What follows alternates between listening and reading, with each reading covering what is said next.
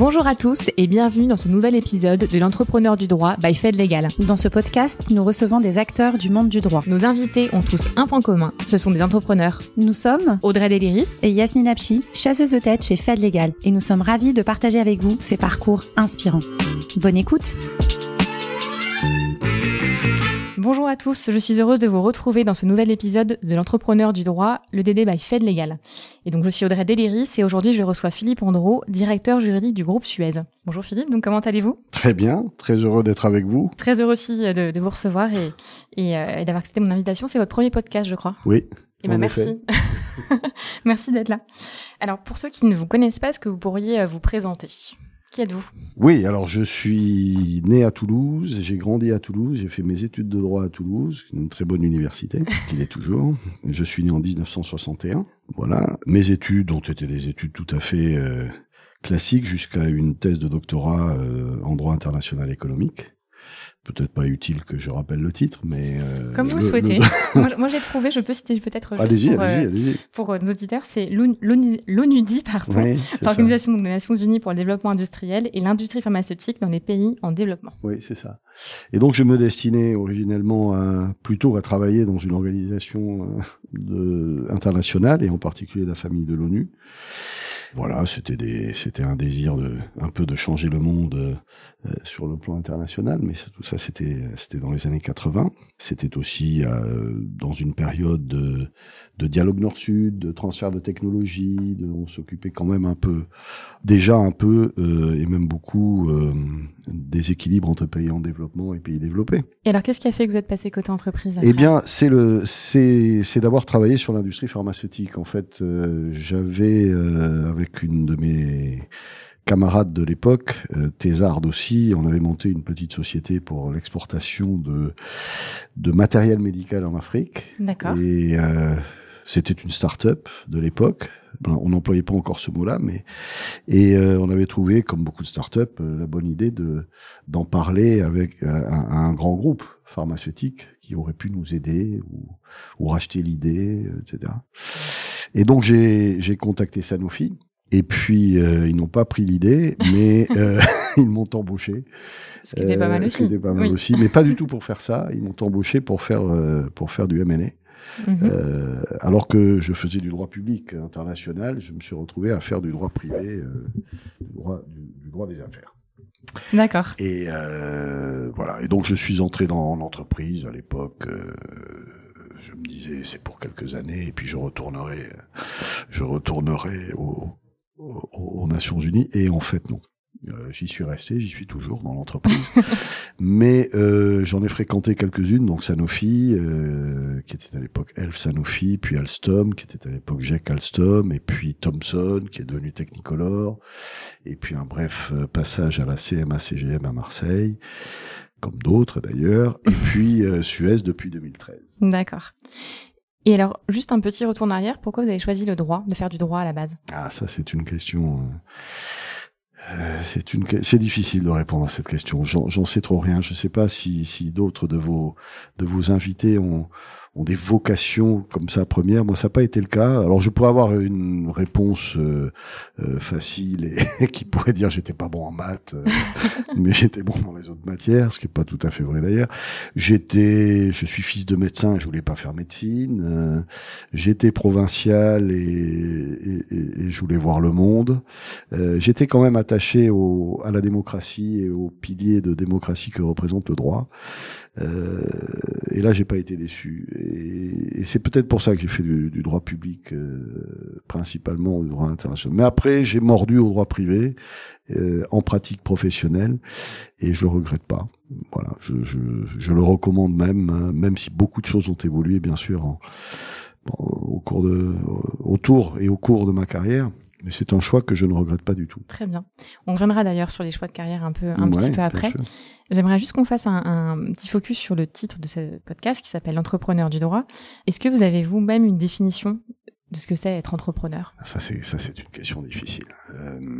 La définition du mot entrepreneur, On peut avoir une acception extrêmement large. Tout est entreprise. Vous êtes une entreprise. Entrepreneur, c'est peut-être un état d'esprit. C'est ressentir le besoin de quelque chose, avoir un plan, un projet pour y parvenir, un objectif, un goût du risque, certainement. Mais le mot entrepreneur, une entreprise, c'est tellement diversifié par la taille, par le type de métier. C'est très difficile comme question. Mais... oui, j'aime quand même bien la poser. Mais merci pour votre réponse. Et spécifiquement dans le droit, est-ce qu'il y a une autre définition selon vous pour les entrepreneurs dans le domaine du droit uniquement? Moi, ouais, je répondrai à cette question à côté, si vous me permettez. Mais je pense que le droit peut être au service, doit être au service de l'entreprise. C'est ce que tous les juristes d'entreprise pratiquent. Mais le droit, dans toute la diversité de ses aspects, va bien au-delà de l'entreprise. Ça serait réducteur de parler du droit comme entreprise. C'est notre sujet, cela dit. Entrepreneur du droit, dans les entreprises, en tout cas d'une certaine taille, et celle auquel j'ai contribué, je peux dire que le juriste d'entreprise, le directeur juridique, j'anticipe peut-être d'autres questions, mais apporte une spécificité par rapport au monde de l'entreprise.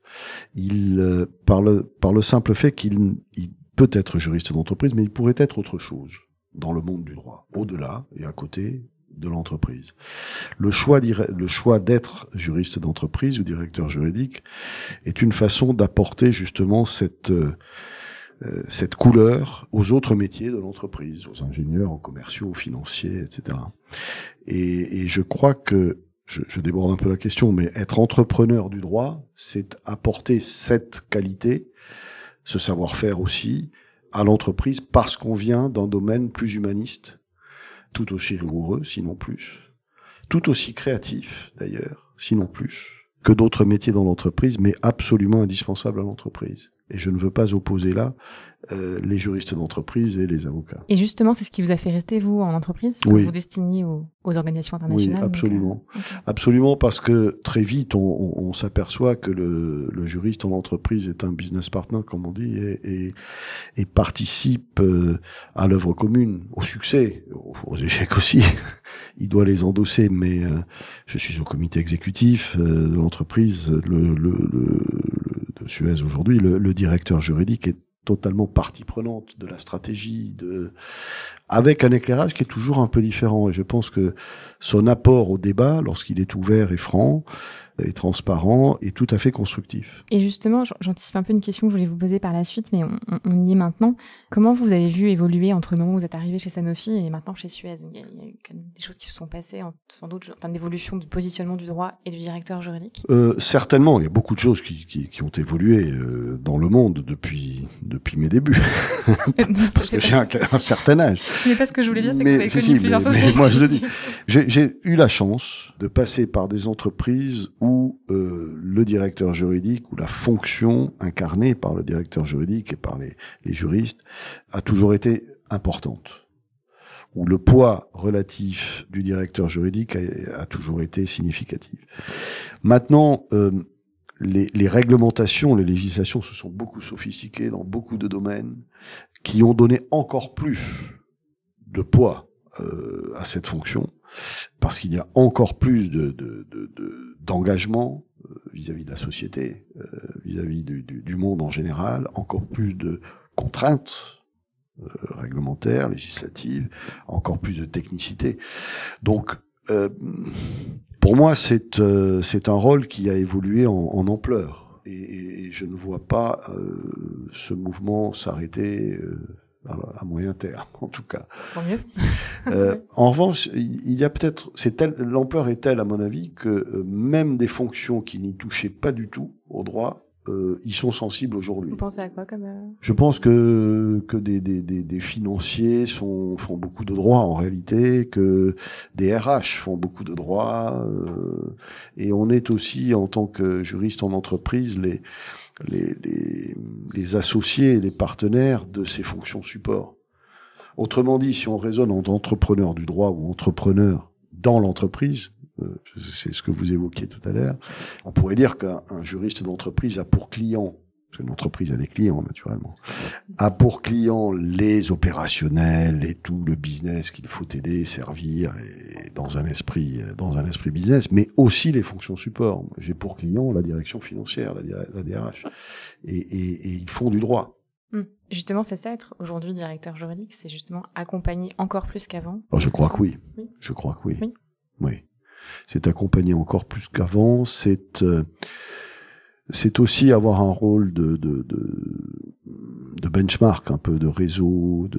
Ça me paraît assez important. C'est un rôle de rassurer beaucoup. Je crois que il faut une bonne technicité, bien sûr, mais je suis d'ailleurs généralement très agréablement surpris par la qualité de nos jeunes juristes, ceux qui arrivent sur le marché, et cette technicité doit être au service justement de ça, d'apporter, de rassurer, de ne pas exagérer les risques, de ne pas en minorer certains. Voilà, c'est un rôle absolument quotidien, ça. Qui apparemment ne vous ennuie pas du tout. Vous avez beaucoup à faire, bon, j'imagine. Oui, bien sûr, bien sûr. Ok. Justement, pour revenir aussi sur votre carrière, vous avez été dans différents secteurs d'activité aussi. Qu'est-ce qui a guidé vos choix de carrière? Est-ce que vous disiez, la pharma, on a compris au départ. Oui, alors la pharma, c'est parce que je me suis fait piéger. Mais après, non, après c'est le hasard comme tout le monde. Enfin, je crois qu'on est très très très nombreux dans ce cas-là. Ce sont des rencontres, ce sont des occasions. Voilà, c'est pas. Je peux pas dire. Enfin, en ce qui me concerne, là, c'est très personnel, mais je n'avais pas de plan de carrière. D'ailleurs, si j'en avais eu un tout au début, comme je vous l'ai dit, il a été bien contrarié. Très compliqué, ça, d'avoir un plan de carrière. Autrement dit, ça revient à votre question, peut-être. Être entrepreneur de sa propre carrière, ça, c'est difficile, je crois. Oui, c'est vrai.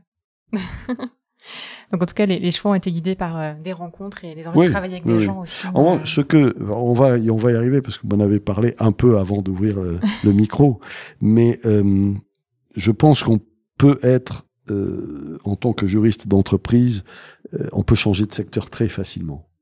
Je crois, pas seulement par mon expérience personnelle, mais par toutes celles que j'ai vues autour de moi, que c'est même un avantage de changer de secteur et on doit acquérir ces expériences diverses dans des activités très différentes. Dans mon cas, je suis passé de la pharmacie à la construction ferroviaire, à l'audiovisuel, au transport maritime, aujourd'hui au service à l'environnement. Et je crois tout le monde peut faire ça. Tous les juristes peuvent faire ça. C'est pas si évident ça, en tout cas je le vois avec mes clients, c'est que j'ai l'impression que c'est un peu moins difficile, en tout cas quand on est directeur juridique à un certain niveau, parce que le côté juriste pur, il y en a beaucoup qui ont du mal en fait à changer de secteur. Quand ils sont trop marqués d'un secteur, nous on a des difficultés, des clients qui sont pas très ouverts. Oui, je sais, parce qu'il manque peut-être un peu d'imagination. Je ne veux offenser aucun de vos clients, mais parce qu'évidemment c'est rassurant d'embaucher quelqu'un qui a l'expérience dans le même secteur d'activité. Il faut peut-être être un peu plus audacieux et donner sa chance à des juristes qui viennent d'autres secteurs. Et qui s'y adapteront pour la plupart très bien, je pense. Pour moi, c'est pas du tout rédhibitoire. Au contraire. Vous avez des exemples de personnes qui venaient d'autres secteurs qui vous ont apporté justement d'autres choses? Ah oui, bien sûr. Oui. Beaucoup. Ils sont nombreux. Oui, bien sûr. Et qui viennent aussi d'autres pays ou d'autres expériences à l'étranger, dans d'autres cultures. La cross-culture dans notre métier de juriste d'entreprise est quelque chose d'essentiel, il me semble. Mais il est vrai que certains sont rassurés par un profil qui vient exactement du même secteur. C'est vrai. Bon, ce que j'ai tendance à dire dans ce cas-là, c'est que c'est dommage parce qu'il y a des personnes très très bien qui viennent d'autres secteurs, qui peuvent accorder un regard neuf. Et en plus de ça, prendre quelqu'un qui vient exactement du même secteur sur un poste identique, après, la personne va peut-être s'ennuyer un petit peu plus vite qu'une autre personne. Oui. Et sa courbe de progression sera moindre, évidemment. Et donc sa productivité, si on peut parler de ça, c'est un mot un peu ancien, mais sera moindre aussi. Je pense que quelqu'un qui veut apprendre un secteur, qui veut se l'approprier, sera beaucoup plus motivé, il me semble. Sachant que quand même, alors ça, j'anticipe encore sur une question probablement, mais pour un juriste en entreprise, parce qu'il est un peu différent des autres, ce que je disais tout à l'heure, parce qu'il est plus humaniste que les autres, il faut qu'il garde quand même toujours un peu sa distance. C'est-à-dire que participer à l'œuvre commune d'une entreprise, c'est bien, mais il faut quand même conserver la capacité de prendre toujours un peu de recul ou un pas de côté pour ne pas être trop pris dans le domaine. Peut toujours rebondir, et c'est pour ça qu'on peut changer de secteur, contrairement à d'autres métiers où on a choisi un métier parce que on veut être ingénieur dans l'eau, par exemple. Ce qui est très bien, mais on pourra pas être ingénieur pétrolier, ça va être très compliqué, ou chimiste en pharmacie. Alors qu'un juriste, oui, il le peut. Et vous, comment vous avez fait justement pour essayer de garder une distance par rapport au secteur d'activité qui justement ont été différents à chaque fois? Je pense qu'il faut, moi, j'ai subi, par mes entreprises, pas mal de vicissitudes, y compris récemment, on y reviendra peut-être. Il faut pas que ça ne m'a pas touché à titre personnel. Eh ben, ok, donc c'est vraiment.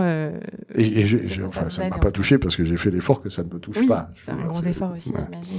Okay. Mais je crois qu'il faut garder cette carapace et cette distance. D'accord.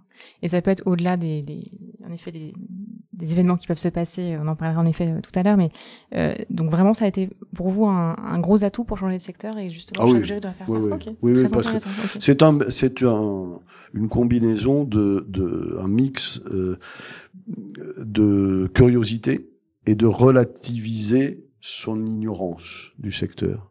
On peut très bien considérer qu'on n'y connaît rien, mais c'est pas si grave. Mais on est curieux d'apprendre. Et ça, je me permets une question. On vous a jamais reproché de pas justement aller vraiment trop au fond des choses par rapport à un secteur? On me l'a jamais dit. D'accord. Ok. En tout cas, ça vous a jamais. Peut-être reproché. Mais... Vous le saviez pas. Mais je ne le sais pas. En tout cas, ça ne nous a pas empêché au quotidien de bien faire votre travail et d'accompagner l'entreprise. Je ne crois pas, non. Non, mais c'est un peu comme, je vais prendre une image idiote, mais quand vous conduisez une voiture ou que vous allumez un appareil électronique, vous appuyez sur un bouton, vous tournez une clé, mais vous ne savez pas comment le moteur fonctionne. Un juriste, c'est un peu ça. Il peut très bien apporter beaucoup à son entreprise, pourrait même la diriger, sans savoir trop dans le détail comment ça marche. C'est un peu iconoclaste, peut-être. Et justement, pour enchaîner sur la question du secteur d'activité, en 2015, je vous avais déjà interviewé au sujet du changement des secteurs d'activité, ce qu'on en parlait déjà. En tout cas, moi, j'ai une question qui m'intéresse beaucoup en tant que recruteuse. Et à l'époque, donc, où vous étiez, alors, sans doute d'autres personnes avaient fait déjà le passage d'un secteur d'activité à un autre, mais en tout cas, il y a 3 personnes que j'ai interviewées. C'était vous, donc, qui veniez de passer de Technicolor à Suez. Il y avait aussi Stéphanie Fougou, qui était passée de Club Med à Vallourec, et Béatrice Bier de 118-218 à Teva Santé. Et à l'époque, vous m'aviez dit, donc, je cite, « Il est passionnant d'être dans une société avec un chemin à parcourir en tant que groupe. J'apprends et je transmets en même temps. » Bon, si nos auditeurs ont suivi l'actualité de ces derniers mois, voilà, ils ont vu qu'il y avait eu quelques changements, en effet, un chemin pas forcément évident pour Suez avec le rachat par Veolia. Donc j'imagine que vous, votre rôle en tant que directeur juridique a été extrêmement important. Est-ce que vous pouvez nous expliquer déjà ce que vous avez fait en tant que directeur juridique dans ce genre de projet? Comment est-ce que on intervient? Alors, pas trop en détail. Bien sûr, seulement ce que vous voulez bien nous dire. Bon, ce que j'ai fait, j'ai conduit les équipes juridiques et coordonné l'ensemble des avocats qui nous ont aidés, mais ça revient un peu à ce que nous disions précédemment, c'est-à-dire que à tort ou à raison, et c'est pas à moi qu'il appartient de le dire, Suez a résisté à l'OPA de Veolia. À partir du moment où Suez résiste et que c'est donc une OPA hostile, alors le directeur juridique est à fond avec ses coéquipiers dans la bataille. Et je peux vous dire, sans entrer trop dans les détails, que ce que j'en retiens à titre personnel, c'est qu'on a sacrément repoussé les limites. Ça, je le dis peut-être aussi pour les plus jeunes générations qui peuvent avoir peur d'une décision de l'AMF, d'un avis de la Commission européenne, d'un article de journal, d'une assignation personnelle, enfin tout ça, d'une enquête, d'un contrôle de l'AFA en même temps. Enfin, bon. On résiste. On a une capacité de résilience assez forte, et d'ailleurs la Suez d'aujourd'hui, qui est la résultante de ce combat, prouve, je crois, par ce qu'elle est, sa résilience. Mais c'était très chaud, très actif, mais très très enrichissant. On apprend très vite en très peu de temps. Je pense aussi que, comme je vous l'ai dit, puisque vous citez cette phrase de 2015, ça a permis de transmettre à mes coéquipiers dans l'équipe juridique interne un certain nombre de choses, de comportements, de valeurs, enfin très très immodestement. Quand on est passé par ça, le CV de mes coéquipiers est sacrément renforcé, quoi. Et c'est très très bien. Je pense que pour la suite de leur carrière, ça sera vraiment quelque chose de très enrichissant. Et justement, est-ce que c'est cette trace-là que vous voulez laisser en tant que directeur juridique, quelqu'un qui transmet après à ses collaborateurs? Oui, dans la mesure de mes moyens et pour le temps qu'il faudra. Enfin, la trace qu'on laisse, c'est quelque chose d'un peu abstrait quand même. C'est pas une œuvre artistique, mais oui. D'une certaine façon, oui. Et comme justement vous avez parlé de transmettre à vos collaborateurs, et ça je vous l'avais déjà dit par le passé, Philippe, c'est que quand je cite votre nom à des personnes qui ont été dans vos équipes par le passé, souvent, c'est en toute sincérité que je dis ça, les gens sont très contents de parler de vous et sont toujours très reconnaissants envers vous en tant que manager. Donc j'ai l'impression que vous avez été mentor et vous êtes encore peut-être mentor pour beaucoup de gens. Donc voilà, et peut-être que les récents mois ont aussi prouvé que c'était encore le cas. Est-ce que vous-même vous avez eu des mentors, des gens qui vous ont transmis des choses qui vous aident dans votre métier? D'abord, merci pour le compliment. Il faut pas que les auditeurs croient que Je ne savais pas que j'allais dire ça pour le coup. Je l'ai déjà dit il y a très longtemps. Oui, j'ai eu des mentors, bien sûr. J'ai eu des mentors à qui je dois énormément et je crois qu'on a besoin de ça et que justement tout ce que j'ai pu modestement mettre en œuvre, c'est aussi parce que je l'ai acquis d'autres qui m'ont donné à la fois cet esprit de rigueur, mais cette philosophie de la distance un peu, peut-être comme vous le dites, cette envie, ce goût de la transmission. Oui, c'est parce que j'ai hérité de ces valeurs, oui.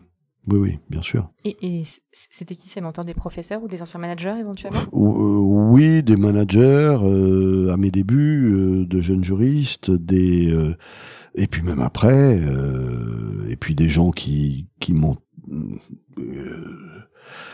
dont l'intelligence, dont la clairvoyance, dont la vision et l'amitié m'a apporté beaucoup. Moi, j'ai beaucoup. Si je suis resté aussi longtemps dans ce métier, c'est parce que et dans l'entreprise, j'ai fait des rencontres avec des personnages extrêmement riches, très intelligents. Non, mais vraiment, je dis pas ça. Vraiment des gens de très haute qualité, pas tous, mais des gens de très grande qualité, en effet. Je pense que nos entreprises recèlent des gens de très grande valeur, pas seulement des juristes. Et vos sources d'inspiration, que ce soit professionnelles ou non d'ailleurs, est-ce que vous en avez? Et quelles sont-elles? En général, je sais pas. Ça touche au hobby. Alors votre question là, peut-être. Vous répondez ce que je comme veux. vous le souhaitez. Non, j'ai comme source l'histoire. L'histoire est une source d'inspiration. Je lis pas mal de choses quand j'ai un peu de temps. Les voyages aussi. J'ai fait aussi du droit international pour voyager à l'origine et j'ai été gâté de ce point de vue-là. Voilà, après, bon, oui, des lectures, enfin comme tout le monde. L'architecture est une source d'inspiration, par exemple. Et est-ce que vous avez une citation qui vous guide au quotidien? Non. Non. Très bien. Enfin, si, j'en ai, mais je sais pas si c'est pour la radio, mais... C'est vous qui choisissez. On m'a même cité, du coup, Pierre Desproges, vous voyez, donc... Ah oui, j'aime beaucoup Pierre Desproges. C'est Hervé Delannoy. Ah oui. Non, mais j'aime beaucoup Pierre Desproges, on a ça en commun avec Hervé. Non, moi, si j'avais c'est pas une citation, enfin, ou c'est la mienne, mais c'est très immodeste. Ça pourrait être une épitaphe, même, ça c'est un peu triste, mais ça serait, dans l'ensemble, je me suis bien marré. Voilà. Parce que il faut pas enlever à tout ce qu'on vient de dire le fait que tout ça a été beaucoup de plaisir, quand même, jusqu'à présent, dans ma carrière. C'est un beau leitmotiv ou une belle citation. Si vous n'aviez pas été directeur juridique, est-ce que il y a un rêve d'enfant que vous auriez aimer réaliser. Vous avez des questions très très intimes. Oui. Non, pas moi, mon rêve d'enfant, mais c'est d'une banalité. Moi, je voulais être explorateur, je voulais être Magellan. Je voulais faire le tour du monde pour la première fois.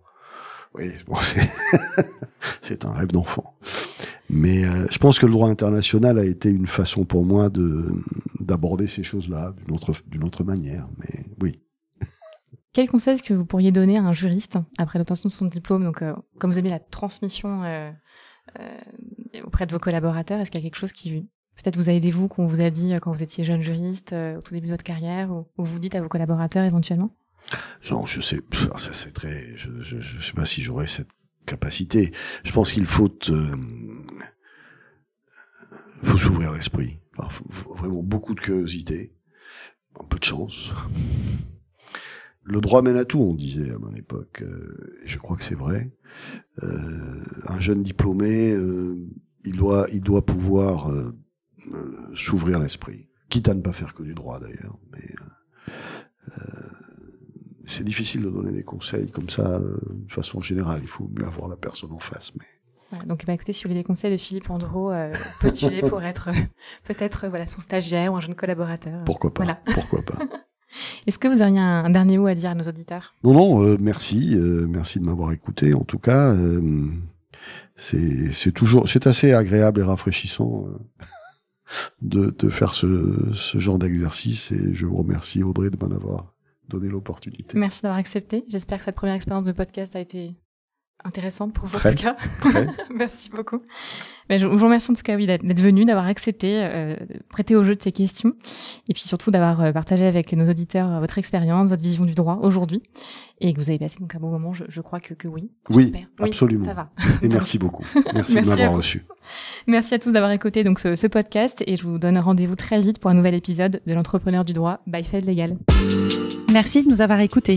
Nous espérons que ce nouvel épisode vous a plu. N'hésitez pas à vous abonner et à nous mettre une bonne note. À très bientôt pour un prochain épisode de l'entrepreneur du droit by Fed Legal.